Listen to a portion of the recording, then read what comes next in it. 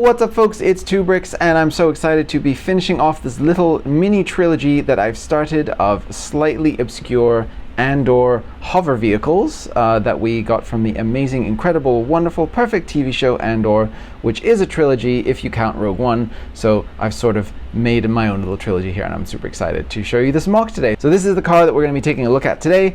These two, the Imperial Ambunaut and the Ferrix Shuttle Ferry, are two separate videos that I have down below, and instructions for those are available, as are the instructions for this. So if you want to build your own Mon Mothma's Limospeeder, have it sailing through the skies of Coruscant looking absolutely clean and shiny and gorgeous as it does here, you can go ahead and do so by checking out the links down in the description. You can download the instructions and the parts list, and of course that helps out the channel as well. And if you're a patron signed up at the $4 level or above, you're going to get this for free. It's going to be added in as a post with instructions attached. So if you are interested in the Patreon, go ahead and check that out. There's lots of cool perks. I won't harp on about that too much though. Let's just dive in and take a look at this cool speeder. So the first really cool thing to note about this speeder, other than its very slick aesthetics, is how perfectly balanced it is. I can just go ahead and do this. It's very satisfying to do, and I'm just using a couple of clear bricks attached here on this the studded or the anti-studded area that I left on the bottom here to enable you to be able to make it spin. And it's very stable and it's very cool. It's very fun to do. The second thing, of course, to note is, like I said, those smooth aesthetics. I relied on a lot of new and recent parts in order to pull this off. Things like these new trans-clear slopes in here that enable the nice roof shape to be able to just continue all the way down there. We also have an opening door, which does use a lot of those parts to continue that through as well. And it was very tricky to be able to integrate all of that with a door that opens stably. In there you can see my custom Mon Mothma, as well as Perrin, her husband. So I'll show you how I made those figures later on. And then we have the driver figure here. So we've actually never gotten a Cloris figure before. So what I've done is I've put Cyril Karn in here in his Corpo outfit, which looks very nice. I think he tailored it himself. And he's going to be acting as the driver because he has a blue cap that looks pretty fitting, and he looks good there in the cockpit. So yeah, super excited to show you the internals of this and stuff. But really, I mean, what you have to admire here is just the externals, right? It's just the shininess, it's the swoop, it's the swooshability, it's the taper of these elements. It just comes together so satisfyingly, and it's so smooth underneath too. I really try to capture everything. Like, you got these vent details here, these lights, the way that these little almost like Cadillac wings kind of swoop back and slightly up towards the back here, so that you can see that it steps up by a half plate and then steps in by a plate as it goes towards the back here. All that stuff was really, really tricky to achieve. And again, thank you to the folks on my Discord for pointing out areas where I could potentially improve and just encouraging me to keep going, keep trying things out until we get something that's really, really perfect, or at least as perfect as I can get it. So yeah, let's peel some of these things off and I'll give you a look at the internals. So starting with that opening door, like I mentioned, there's plenty of room in there for you to get Mon Mothma in and out through the door, and there's room for her to be standing in there as well, as we see in the show. The reason why Perrin has his hand up here is because this little portion that just really needed to be here, this little lip, does interfere with his hand if you have his hand all the way down. So that's just something to note. But he does sit there nice and centered and looks really good. So you just pull him out, grab that hand, pull him out, and you can see here is our Perrin figure.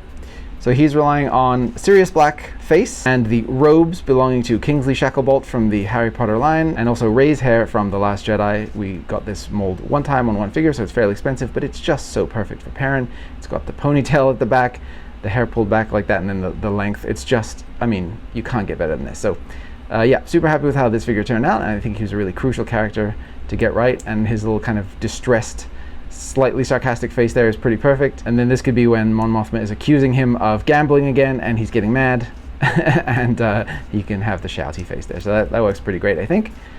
So yeah, there's Perrin. And then, like I mentioned, so the door can open and Mon Mothma can come out, but it's kind of hard to get in there and actually reach her. So you can simply peel off this whole back section right here, like so. So this whole windshield is designed to just pop off because it's only attached with the two studs up at the front. I mean, I didn't design it that way. That's how those pieces are designed. But then you can just pull Mon out of the back here. And you can see in there she has lots of room to sit. Unfortunately, you can't seat two figures side by side just because of the way that all of this construction had to come together. It was just impossible to get a six stud wide space in there for that. But then here we can see this is Mon Mothma. So this is the official Mon Mothma torso and hairpiece from the official figure that we got way back in the day. And then I've just swapped out her face to look a little bit more cheerful and a little bit more modern as well. Like the face from the original figure was a little bit outdated to, according to modern Lego standards. And then here she could be, schmoozing the politicians, putting on her best fake smile, and then getting ready to look absolutely disgusted as soon as she turns around and no one's looking at her. So there you go. There's Mon. I think she looks great. And then in order to get Cloris out, once again, we just peel off this front window here, and then you can get access to the driver compartment. He has a little steering yoke in here. You can see there. Very comfortable, very plush. It all fits in all around him very nicely. He's got a nice comfy seat back there as well. And it was cool to be able to figure out how to get the seat back to work for both the front and back.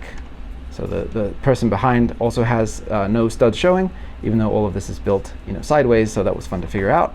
And then the last little tiny detail you can see in there. There's a little screen that shows a lot of sort of graphical information in the show, and I wanted to represent that in here. So I'm just using this printed tile piece to give a sort of a clue for that. So I think this would be like the controls to close the privacy screen, or to basically just like an intercom, something like that, with some information that's showing on it in the show. And then I haven't done anything here to make this into a Cloris. It literally is just the standard Cyril Karn figure, so nothing special there, but I think it really does work for the necessary role here. And then just overall, taking a look at the shaping, I really like the flat area back here behind the headrest and the way that the seat just swoops down into the interior there. And I just used the white interior to really to mimic not only what we see in the show, but just to make it feel extra clean all through. There are a couple of areas where I've used transparent panels and window pieces there where support was needed, so those don't really take away from the look, I feel.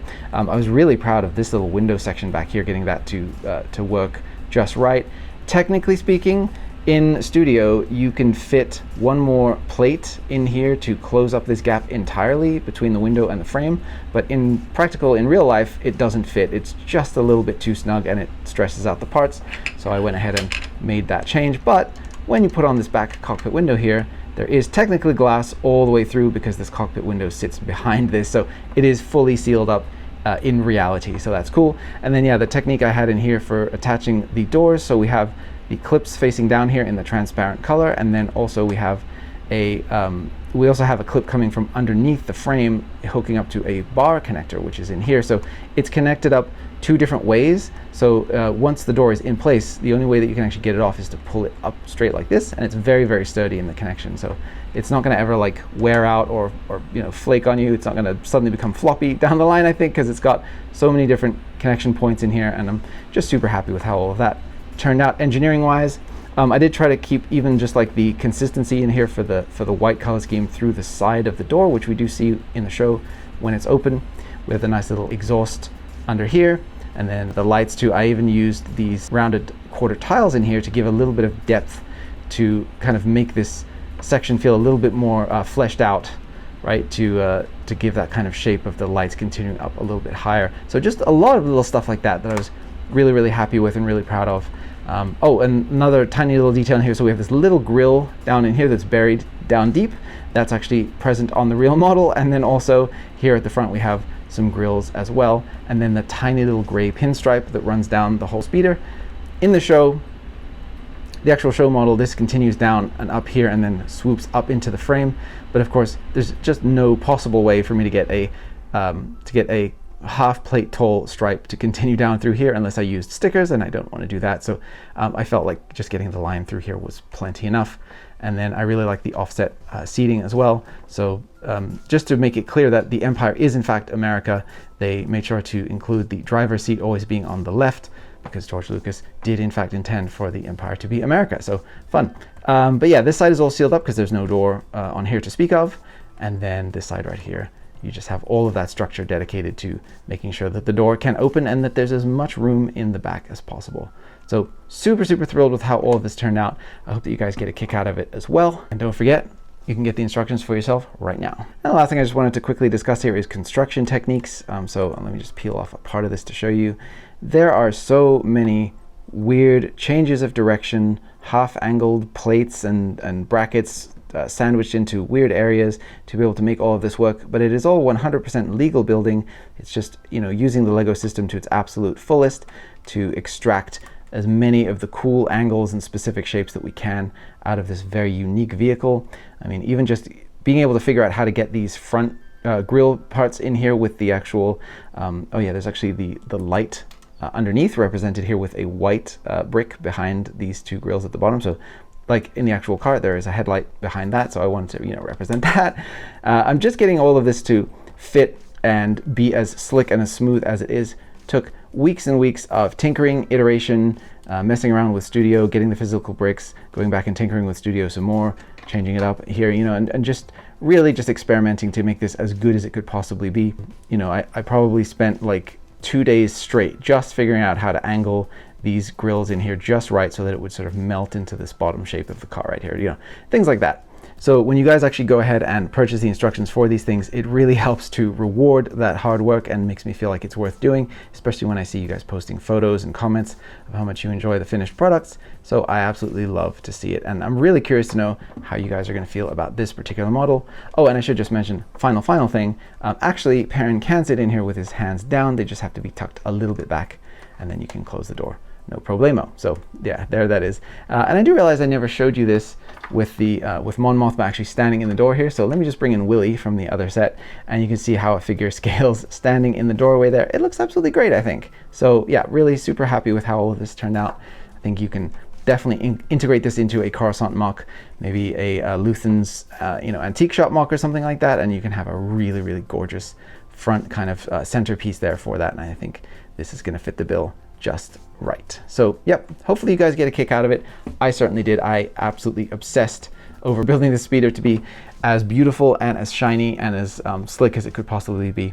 And I think the results hopefully speak for themselves. So there we go, guys. This is the trilogy capped off. Of course, we have the different social classes and things represented in the vehicle designs. Andor is obviously brilliant at social commentary, you know, and having the really cool here, old school, working class, mass transit, the elite with their limousines and shiny chromed up beautiful speeders, and then the brutalist, you know, imperial, very practical functional vehicle here that doesn't really care too much about aesthetics. It's just such a beautiful contrast seeing these next to each other, and I'm absolutely in love with how they look.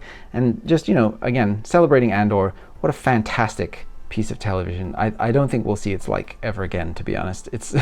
It's absolutely wonderful. So what a gift Tony Gilroy and all of the team who worked on that show gave us, and I'm just, you know, getting to enjoy playing around in that world, and I'm having a blast. Hopefully you guys get a kick out of this. Let me know in the comments, did you build any of these? Did you build all of them? Are you planning to get the Limospeeder? What do you think of it? What are your thoughts on Andor? Do you want to see more? Do you want to see a spin-off? I'm just so curious. I want to talk more about the show because I'm not ready for it to be over. So yeah, let me know what you think down in the comments. Another thing that I'm just really proud of that I just want to call out before I go here is that people have been talking a lot lately about display slop, and I think which is, you know, the idea that Lego just puts out sets that are intended only to be displayed and nothing else, and not played with or anything anymore. And you know, I think I'm effectively countering that here by saying Lego doesn't need to be a display or play option, because you can do both. Like, these are all highly displayable vehicles which can fit multiple minifigures in them doing the exact roles that they're supposed to do. I mean, you can fit like 13 people into this transport. You can fit the you know, requisite amount of passengers needed in here, at least 2 passengers in the back and a driver, and then we have a driver and a patient able to be fitted into the ambulance. So these are both toys and display items, and I feel like Lego can do that, and I think they have done it successfully in the past, and I hope that they continue to do so and take inspiration from the mock making community and guidance on how we want our sets to be. Because for me, if Lego was to release like a Speed Champions type line featuring highly detailed finished speeder mocks that were also playable, find that happy balance, you know? But yeah, so let me know what you think down in the comments. Commenting, liking, sharing, subscribing, of course, all that stuff really helps. If you know anyone who's a fan of Andor who would get a kick out of seeing these speeders rendered in Lego, if you want to share that with them, that would obviously also help with engagement and all of that stuff. It's tough out here for us YouTubers, man. And then speaking of that, we have I have a Patreon, like I mentioned before. All of these models are now available on my Patreon. If you're a $4 tier subscriber or above, you can get access to all of them right now. So you don't you don't just get the one, you get access to the whole back catalog as well. So if you want to consider throwing me a few bucks on Patreon, there is some cool stuff on there for sure. So yeah, speaking of patrons, I'm going to get on to my patron shout out for the video. Thank you guys so much for watching up until this point, and do stick around because there's some cool artwork and stuff for you to take a look at coming up next. And this video's patron shout out goes to Mark. Mark, I'm going to assign you the character of Karm. Karm is Mark spelled backwards, but also Karm is a member of the Knights of Ren, who is the Knights of Ren's slicer specialist. And Karm joined the Knights of Ren when they were trying to pull a job involving breaking into a secure facility where they had to get around some technological barriers, and they needed a slicer, so Karm joined the team. But unfortunately, his tenure with the Knights didn't last very long because they really don't need that skill set that often. They're really more about just busting into a place, guns blazing, or in their case, melee weapons blazing, and just taking what they want. So their partnership dissolved fairly quickly, and Karm went on to do other things outside of the Knights, but he did go ahead and keep the costume because it is very cool, and the Knights of Ren are known for nothing if not cool costuming. The tech there that you see sort of on the wrist was inspired by RoboCop, and his spike that he will use to hack into terminals and things like that is like a much more aggressive version of what we see come out of like astromech droids like R2-D2, so I thought that was cool.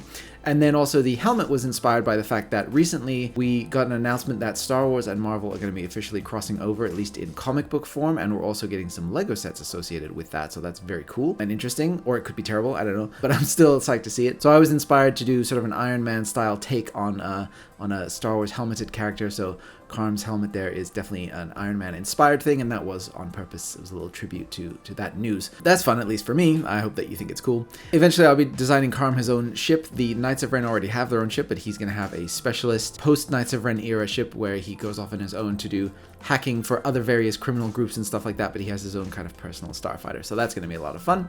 So if you want your own personalized character artwork inspired by your name converted into a Star Wars character, or if you're interested in any of the other cool perks that we have up on Patreon, there are so many different cool things that I offer at different tiers. You can support me at any level and you'll get something cool out of it, at least I think so. And all of that of course helps me to continue doing the work that I'm doing here on the channel, buying up expensive Lego bricks. There is an update for the Venator coming very soon, and support from generous folks like Mark is helping me to purchase all of the bricks that I need for that. The reason that the update for that particular project is taking so long is because it's now been so long that I feel like I need to keep working to get a really, really significant update to share with you guys. So it's sort of like a self-fulfilling prophecy keeping it from coming out. But I promise you the Venator project is very much alive. It's one of the things I'm most excited about. It's just something that's tricky for me to make time to work on. So folks like Mark, again, are helping me to gather parts and continue to chip away at that, and hopefully I'll have a video out for that fairly soon. So thank you so much for the support. I'm going to get to work on the next video because I have many, many, many more on the way, and I'll see you on the next video. Bye for now.